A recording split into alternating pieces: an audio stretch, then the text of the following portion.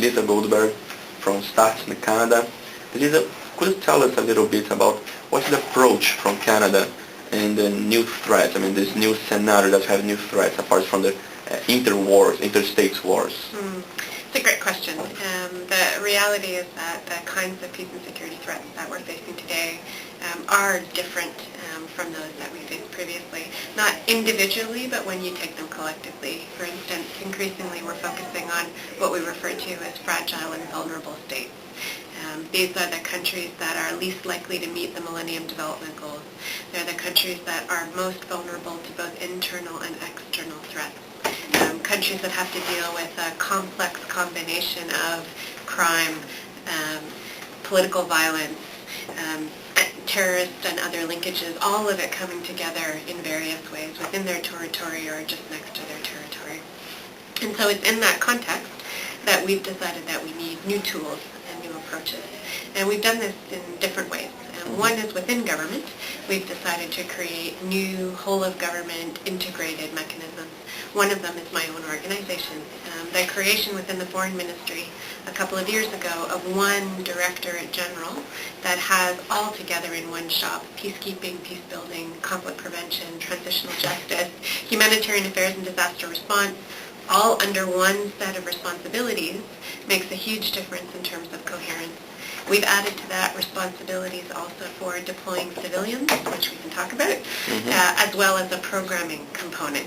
So we also have resources that we bring to bear in some of these countries. So at $170 million or so for specific interventions in specific countries of interest to Canada, but also to support peace operations capacity building in Africa and Latin America.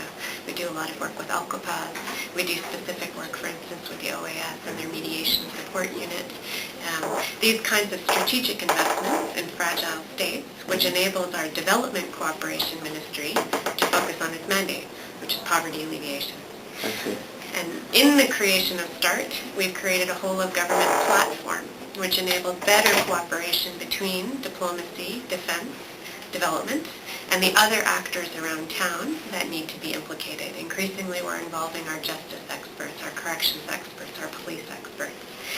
I deploy, for instance, through an integrated mechanism up to 200 police officers a year to participate in international missions, which is an approach that Canada and a few other countries have adopted in recognition of the fact that you need to have these integrated civilian capabilities to be successful in international operations. At the same time, you need not just government capabilities, but civil society capabilities.